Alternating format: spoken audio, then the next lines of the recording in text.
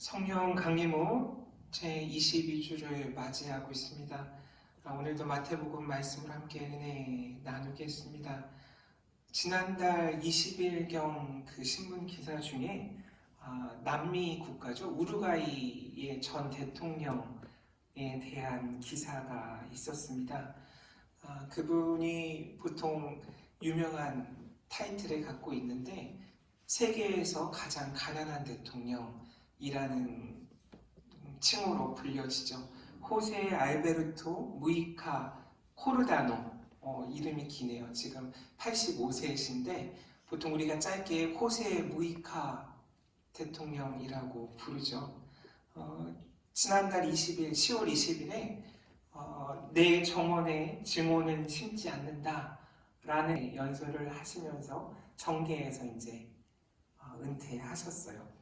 2010년부터 15년까지 우루과이 대통령이셨고 그 재임 기간 동안 여러 가지로 유명한 그런 일화들을 남기셨죠. 소박하고 그리고 그가 하는 모든 일들이 파격적인 행보로 세계 여러 사람들을 놀래켰었습니다. 아마 제가 기억하기로는 그 2012년도 유엔의 그 회의, 지속가능한 발전이라는 그런 회의에서 이 호세 무이카가 발표를 했거든요. 그 우루과이라는 나라가 그렇게 비중이 크지 않기 때문에 사람들이 듣지 않고 막 그 회의 석상을 나가고 있을 때 이분이 이렇게 이야기했다고 해요. 갚고 또 갚고 할부금을 다 갚을 때쯤이면 이미 노인이 되어 있고 인생이 끝나 있음을 깨닫게 됩니다. 이것이 인간의 숙명인가 묻게 됩니다. 이런 이야기들, 그런 유엔 회의 자리에서 들을 수 없는 그런 삶에 대한 이야기를 이분이 하고 사람들의 귀가 쫑긋 세워져서 이분을 주목하게 됐다고 하죠. 평소 복장도 넥타이도 매지 않고 낡은 그런 통바지를 입고 그리고 저렴한 운동화 그리고 머리카락도 헝클어져 있고 그런 모습이 그의 어떤 시그니처 같이 통용됐고요. 삶 자체가 무소유 삶을 살았죠. 그래서 취임했을 때 그 사람의 현금 자산이 한 200만 원도 안 됐다라고 해요. 그래서 그 1987년식 폴스바겐 그 비트를 타고 다녔고 허름한 농가에서 살았고 갖고 있는 것도 많지 않아서 농기구 몇 가지, 가족도 자녀들은 없고 그리고 우루과이 첫 여성 부통령이었던 아내 루시아 토폴란스키라는 분이 아내였고 반려견 한 마리가 있었는데 그 반려견도 다리가 불편한 반려견 한 마리. 이렇게 가족이라고 하면 아내와 반려견 한 마리 그리고 그 대통령 이렇게 세 식구가 전부였죠. 그리고 재임 기간 동안 월급의 90% 정도를 기부했다라고 하고요.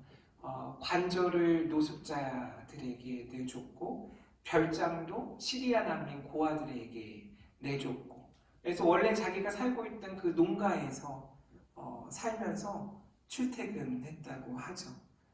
직접 자기가 차를 몰고요.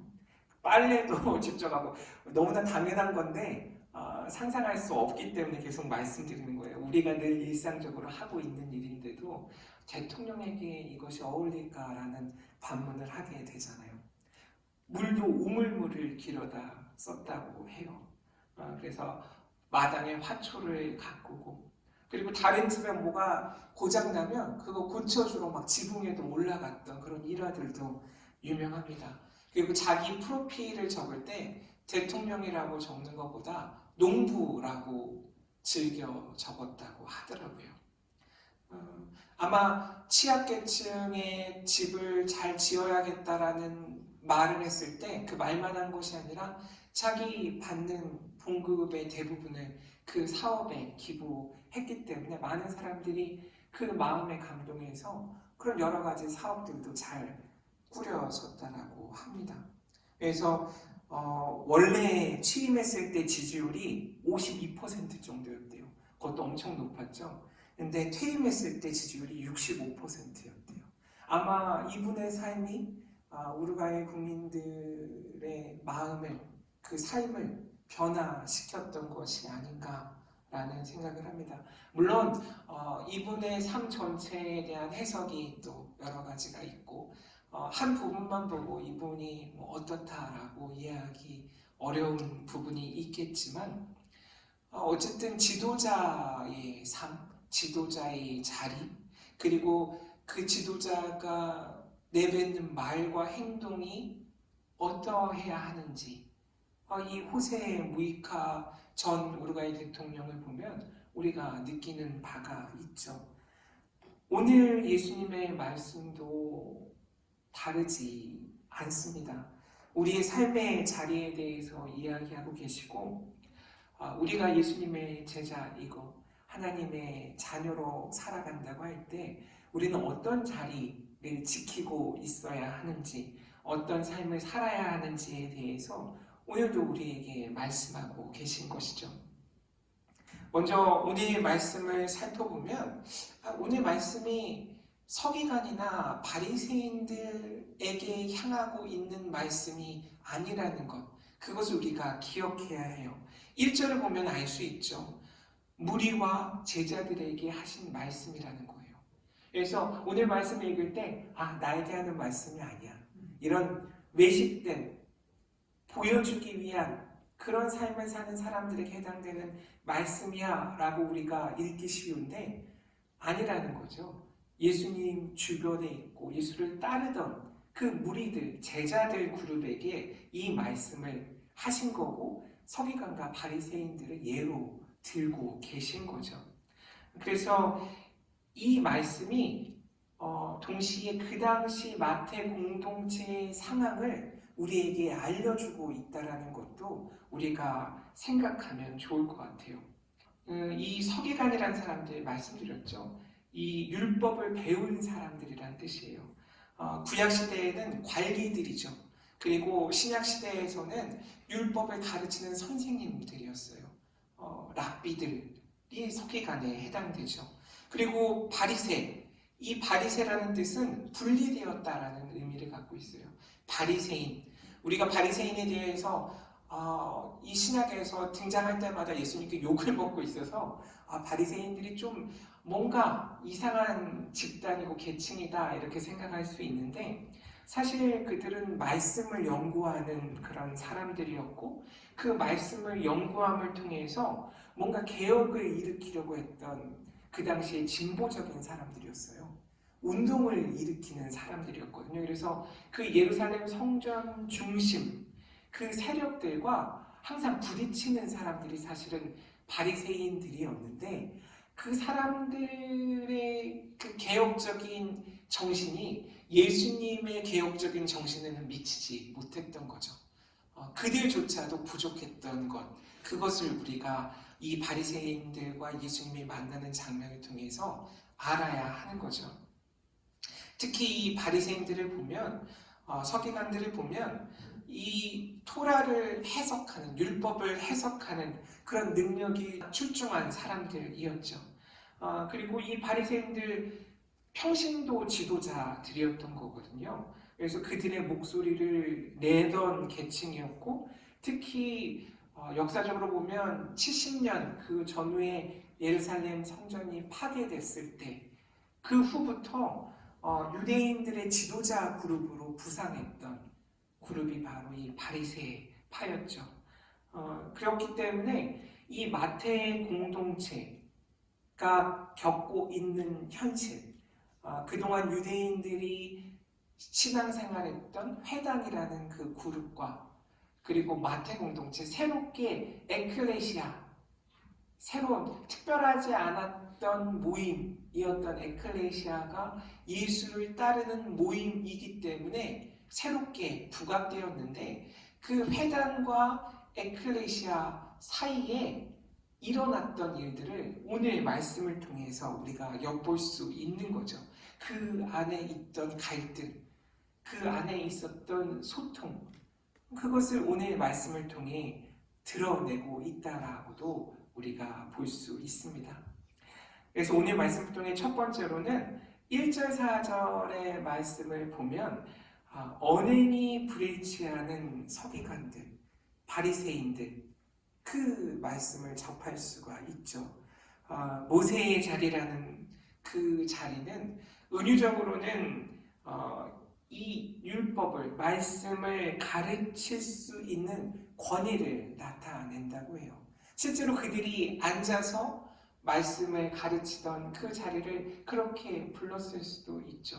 그래서 그 모세의 자리에 앉아 있는 자들과 실제 제자라는 사람은 어떤 차이가 있는지 우리에게 깨닫게 하는 거죠. 제자는 율법을 말하는 사람들이 아니라 율법을 성취하는 사람들이라는 거예요. 하나님의 명령, 그 율법에 드러난 뜻을 실제로 행하는 사람들이 제자이다라는 것을 예수께서 말씀하시는 거죠. 모세의 자리에 앉아서 말만 하는 것, 그거 제자가 아니라는 거예요. 그 뜻을 실제로 삶 속에서 행하는 사람이 바로 제자라는 거죠. 그래서 말만 하게 되면 어떤 일이 일어나냐면 그 말씀이 우리에게 짐으로 다가온다는 거예요. 행하지 않기 때문에. 23장 23절 오늘 말씀 뒤에 나오는 말씀 보면 화 있을진저 외식하는 서기관들과 바리새인들이여 너희가 박하와 회양과 근체의 11조는 들이되 율법에 더 중요한 바 정의와 공율과 믿음은 버렸도다. 그러나 이것도 행하고 저것도 버리지 말아야 할지니라 라고 예수님께서 말씀하고 계시죠. 취사 선택했던 거죠. 더 좋은 것, 내가 하고 싶은 것만 따랐던 사람들이 이 모세의 자리에 앉았던 사람들이라는 거예요. 제자는 내가 하고 싶은 것만 하는 사람들이 아니라는 것이고 하나님의 말씀을 삶 속에서 행하는, 어떤 것만 편식하고 어떤 것만 취하는 사람이 아니라는 이야기를 하는 거죠.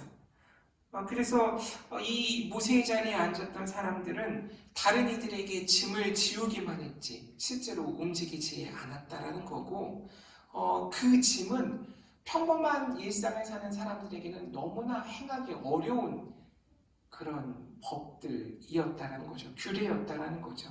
예를 들면 마태복음 9장 10절에서 13절에 보면 음식의 규례가 나오죠. 또 12장 1절에서 13절에 보면 안식일의 규례가 등장하죠. 그리고 15장 2절에 보면 정결 예식에 대한 규례가 등장하죠. 이 하나님의 뜻이, 하나님의 법이 짐이 되는가? 아니면 행해서 우리 삶이 변화되는 그런 원동력이 되는가? 항상 이들과 예수께서 부딪히고 계신 지점이거든요.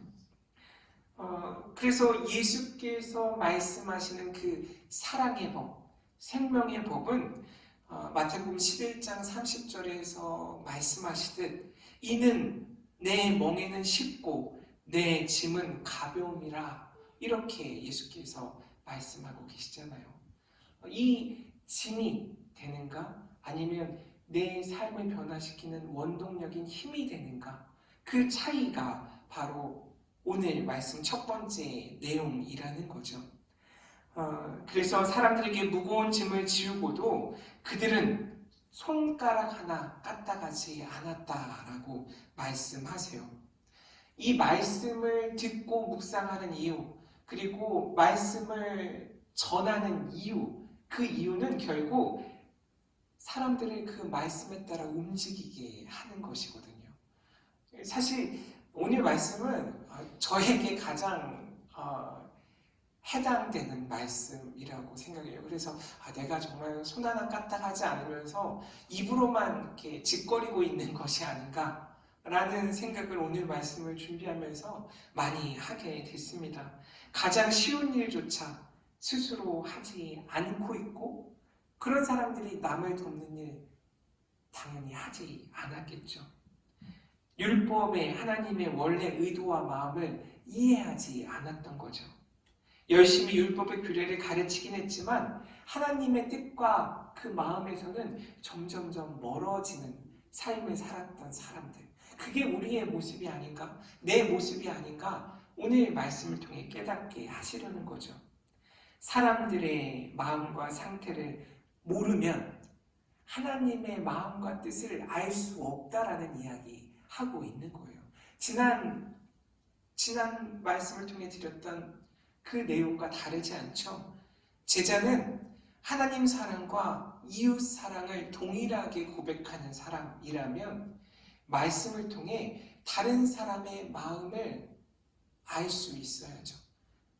그 일을 통해 하나님이 어떤 뜻을 갖고 우리에게 이 말씀을 주셨는지 깨달을 수 있어야 된다라고 예수께서 오늘 우리에게 말씀하십니다.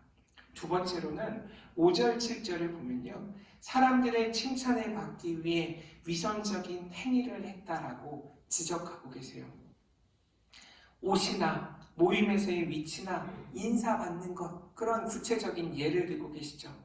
5절에 나오는 경문띠를 넓게 하는 이 경문이라는 건 이렇게 잘못 보면 만보개 같아 보여요. 그 예능에서 가끔 만보개를 뭐 손목이든 머리든 이렇게 묶고 막 흔들잖아요. 그래서 가죽으로 된 작은 통인데 그래서 그 유대인들 아주 뭐 신실한 유대인들을 보면 사진으로 보면 머리에 가죽으로 띠를 두르고 여기 요만한 그 가죽 통을 달고 있어요.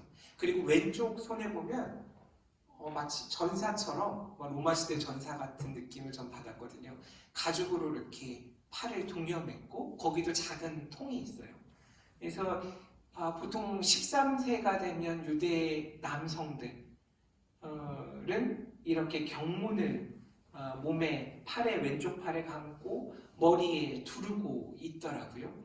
그게 성인이 되는 그런 의식 중에 하나였던 것 같은데 이 경문을 묶는 이 가죽띠 그리고 이 경문을 담는 통 이것을 더 넓게 하고 있다라는 이야기죠. 히브리어로는 테필린이라고 해요. 이 경문을. 그래서 이 안에 무엇을 담느냐 하면 지난 시간에 말씀드렸던 쉐마 이스라엘을 담고 있어요. 신명기 6장 말씀을 이 안에 담고 있는 거예요. 그래서 이것 자체를 예수님께서 사람들의 시선을 의식하는, 그래서 외식하는 그런 것으로 간주하고 경계하셨던 거죠. 그래서 신명기 6장이나 신명기 11장 성경 구절이 이 종이로 들어가 있는 거죠. 그리고 옷술 이야기가 나오는데 치치트라고 해요. 민수기 15장 38절에 이런 말씀이 있어요. 이스라엘 자손에게 명령하여 대대로 그들의 옷단 귀에 술을 만들고 청색끈을 그 귀의 술에 더하라. 그래서 옷자락 이렇게 두르는 그런 망토 같은 것에 끝 네 자락에 옷술을 만들어서 달았던 거죠. 성경을 많이 그리고 열심히 읽고 암송하고 순종하고 있다는 것을 보이기 위해서 이렇게 경문도 달고 옷술도 달고 있었고 예수님 당시에도 이렇게 하고 있었다고 요세푸스의 그런 글들에 보면 등장하고요. 지금도 그 예루살렘 성전 그 벽에 기도하는 유대인들을 보면 이런 모습들을 우리가 쉽게 볼 수 있죠. 그리고 잔치의 윗자리는 보통 주인의 오른쪽 자리라고 해요. 가장 존중받는 자리고 최고 가치 있는 사람들이 앉는 자리, 거기 앉는 걸 즐겼다는 거예요. 그리고 회당의 높은 자리도 장로들이 보통 앉는 자리이고 토라가 놓여있는 하나님의 말씀이 모셔 있는 그 자리와 가장 가까운 자리, 거기에 앉기 좋아했다는 거죠. 실제로 행하지 않으면서 모범적으로 살아가고 있는 것처럼 보이는 것을 즐겼던 것, 그 위선적인 행위, 말씀이 중요한지 아니면 내가 말씀을 이렇게 잘 지키며 따르며 살고 있다는 것을 보이는 것이 중요한지 제자는 그것을 구분하는 사람들이라는 거죠.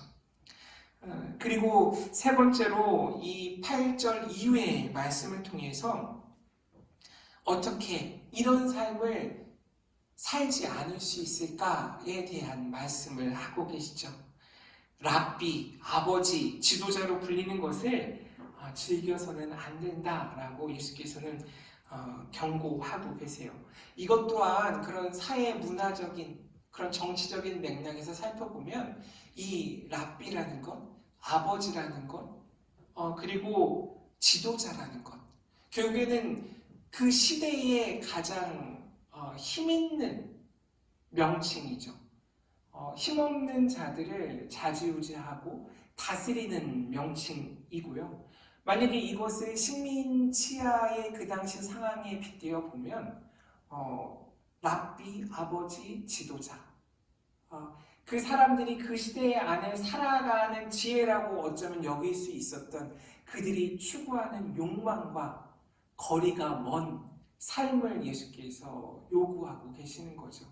그래서 그런 것이 아닌 하늘에 계신 아버지, 그리고 그런 것과 동떨어진 것을 늘 복음으로 전하고 계시는 예수 그리스도를 너희가 따르겠는가? 선택하라. 그 말씀을 하고 계신 거죠. 세상의 가치와 복음의 가치, 그것 중에 무엇을 선택할래? 라고 우리에게 말씀하고 계신 거예요.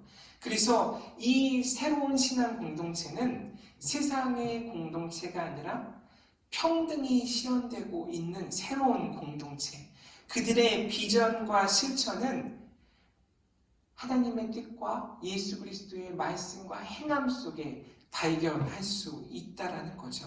그것이 복음이고 그 복음을 따르다 보면 신앙인의 정체성을 우리가 발견하게 된다라는 거예요. 랍비로 불리지 않는 것. 왜냐하면 제자의 선생님은 오직 한 분밖에 계시지 않고 나머지 모든 이들은 수평적 관계에서 형제고 자매라는 거예요. 권위주의, 그런 체계의 높고 낮음을 가르는 그런 계층은 이 신앙 공동체 안에 존재할 수 없다라고 못 받고 계신 거죠. 한 분 그리스도를 따르는 그 하나의 가치만 존재한, 그것이 바로 그리스도를 따르는 신앙인들 공동체의 정체성이라는 거예요. 바로 교회의 정체성이라는 거죠. 물론 우리 사회는 또 나름의 유교적인 전통이 깊이 뿌리 박혀 있고 그 경륜과 나이에서 오는 여러 경험을 존중해주는 좋은 그런 문화를 갖고 있죠. 우리 민족의 좋은 전통과 그리고 신앙 공동체의 정체성을 혼돈해서는 안 된다고 이야기하시는 거죠. 땅에 있는 자를 아버지라고 부르지 말 것. 하늘에 계신 하나님을 아버지로 고백해야 된다는 거죠. 교회의 정체성이 형제와 자매의 관계인 것은 결국에는 한 아버지 밑에 평등한 관계를 갖고 있는 그런 결속력이 있는 공동체라고 오늘 말씀은 이야기하고 있는 겁니다. 그렇기 때문에 서로 윗자리에 앉지 않아야 한다는 것을 이야기하시죠. 예수 그리스도의 가르침에 따라 살면서 서로 동등한 가치를 존중하고 한 가족이라는 공동의 가치를 서로 존중하며 살아가는 그곳이 바로 교회인 것입니다. 교회는 그리스도를 따르는 공동체고 나를 따르는 공동체는 아닌 것이죠.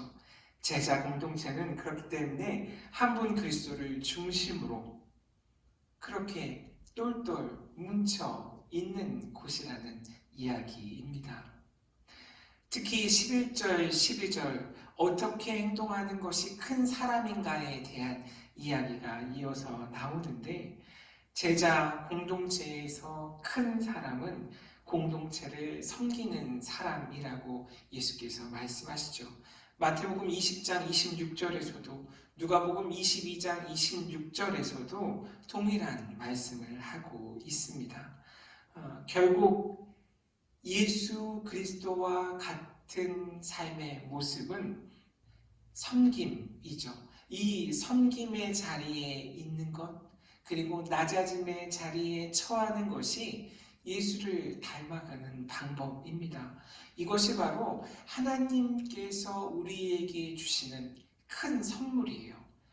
그리스도인으로 이 땅에 살아간다는 것은 하나님으로부터 섬김과 낮아짐이라는 큰 선물을 받고 그 섬김과 낮아짐의 삶을 우리가 실제로 살아간다라는 거죠. 특히 겸손은 다른 사람과 관계 맺는 방법이죠. 이 낮아짐은 다른 사람과 다른 생명과 관계 맺는 방법입니다. 우리가 할 수 있는 아주 급진적인 방법 중 하나이고 우리에게 용기가 필요한 일이죠. 이 선물을 활용하기 위해서 우리 힘으로는 안 된다라고 말씀하고 계신 거예요. 성령께서 함께 하셔야, 임마누엘 하나님이 내 안에서 활동하셔야 그것을 우리가 체험해야 이 낮아짐과 섬김을, 이 선물을 비로소 우리 삶에서 베풀 수 있다라고 이야기하시는 거죠. 하나님께서 우리를 바라보시는 것처럼 우리도 우리 스스로를 바라봐야 하고, 그것이 우리 스스로에 대한 시선으로 끝나는 것이 아니라 이웃에 대한 시선으로 확장되어야 된다는 것이죠. 하나님이 우리를 바라보시는 것처럼, 하나님께서 나를 바라보시는 것처럼 이웃을 동일하게 바라볼 수 있는 것, 그 방법이 섬김이고 낮아짐이라고 이야기하고 있습니다. 따라서 제자가 있어야 할 곳은 어디인가? 오늘 예수님께서 우리에게 묻고 계십니다. 그 자리는 모세의 자리가 아니라 섬김의 자리이고 낮아짐의 자리라고 이야기하고 계십니다. 제가 요즘 번역기를 가끔 사용할 때가 있어요. 구글 번역기도 좋고 네이버 번역기도 괜찮더라고요. 전체적인 그 문맥을 이해하는데 잘 활용하고 있습니다. 마치 오늘 이야기도 다르지 않습니다. 말씀을 듣고 그 말씀을 삶 속에서 번역해야 되는 거죠. 삶으로 번역되지 않는 말씀들, 그것이 문제라는 거예요. 내가 들은 말씀, 내가 읽은 말씀, 그것을 내 삶 속에서 번역하고 있는가, 해석해 내고 있는가. 만약 삶으로 번역되지 않는 말을 내가 한다면 그것이야말로 위선이고 공허한 말일 수밖에 없다라는 것, 그 이야기를 하는 거죠. 아까 말씀드렸던 그 경문이 우리 안에 있어야 되는 거죠. 눈에 보이고 다른 사람을 의식해서 그 말씀을 마치 잘 따르는 것처럼 행동하는 것이 아니라 우리 안에 보이지 않는 그 경문에 그 가족들을 꽁꽁 매고 그 하나님의 말씀에 지배받는 삶을 살아야 하는 것이죠. 그 보이지 않는 경문이 이 말씀을 삶으로 번역해 나가는 그런 말씀의 번역기 역할을 하는 것이죠. 실제로 기도하는 것보다 기도를 보여주기 원하고 선생으로 살아가는 것보다 선생으로 불리기를 원하는 그런 과장된 쇼와 같은 신앙생활을 우리가 하고 있지 않은가? 오늘 말씀을 통해 스스로에게 되물어야 합니다. 말씀에 순종하는 것이 아니라 그 말씀 위에 군림하려고 하는 나의 모습을 오늘 말씀을 통해 발견해야 하는 것이죠. 말씀을 마무리하겠습니다. 오늘 말씀을 준비하다가 길가의 돌이라는 시를 발견하게 됐어요. 정종수라는 분이 쓰신 길가의 돌이라는 시인데 이분에 대한 자료가 많지 않아서 자세히 찾아보지 못했지만 이 짧은 시가 오늘 말씀을 다른 식으로 우리에게 들려주고 있는 것 같습니다. 내 죽어 하나님 앞에 설 때 여기 세상에서 한 일이 무엇이냐? 한 사람 한 사람 붙들고 물으시면 나는 맨 끝줄에 가서 설 거야. 내 차례가 오면 나는 슬그머니 다시 끝줄로 돌아가 설 거야. 아무리 생각해도 나는 세상에서 한 일이 없어. 끝줄로 가 서 있다가 어쩔 수 없이 마지막 내 차례가 오면 나는 울면서 말할 거야. 정말 한 일이 아무것도 없습니다. 그래도 무엇인가 한 일을 생각해 보라 하시면 마지못해 울면서 대답할 거야. 하나님, 길가에 돌 하나 주어 신장로 끝에 옮겨 놓은 것밖에 한 일이 없습니다. 이렇게 짧은 시입니다. 어느 분은 이 시에 대해 이렇게 평을 하셨어요. 길가에 돌멩이 하나 옮겨 놓는 일. 그 뒤에 하나님께서 이렇게 말씀하지 않으셨을까? 너는 참 장한 일을 했구나. 내가 이 세상을 만들 때 잃어버린 작은 돌 하나, 그것을 네가 찾아서 그 돌이 있어야 할 곳에 고이 옮겨 두었구나 라고 해석하고 있더라고요. 저는 이 시를 계속 읽으면 읽을수록 이런 생각이 들었어요. 이 이름 없는 작은 돌 하나가 하느님의 뜻이구나. 이것이 겨자씨만한 믿음이구나. 그 작은 믿음이 산을 옮긴다고 하셨는데 이 작은 돌멩이 하나가 하찮아 보일지 모르지만 우리가 믿음으로 옮길 수 있는 바로 그 산이구나 라는 생각을 하게 되었습니다. 저와 여러분이 새롭게 맞이하는 한 주, 그 한 주 동안 제자의 자리에 저와 여러분이 충실히 머물러 있기를 바랍니다. 그 자리에서 맡기신 작은 일 하나라도 우리가 소홀히 하지 않고 충실히 행해 나가길 원합니다. 마치 길가에 돌 하나 주어 하나님의 뜻에 어울리는 그 자리에 옮겨 놓는 그 일을 우리가 성실하게 이번 한 주 동안도 이어나가는 그런 저와 여러분이 되시기를 주님의 이름으로 간절히 소망합니다. 아멘.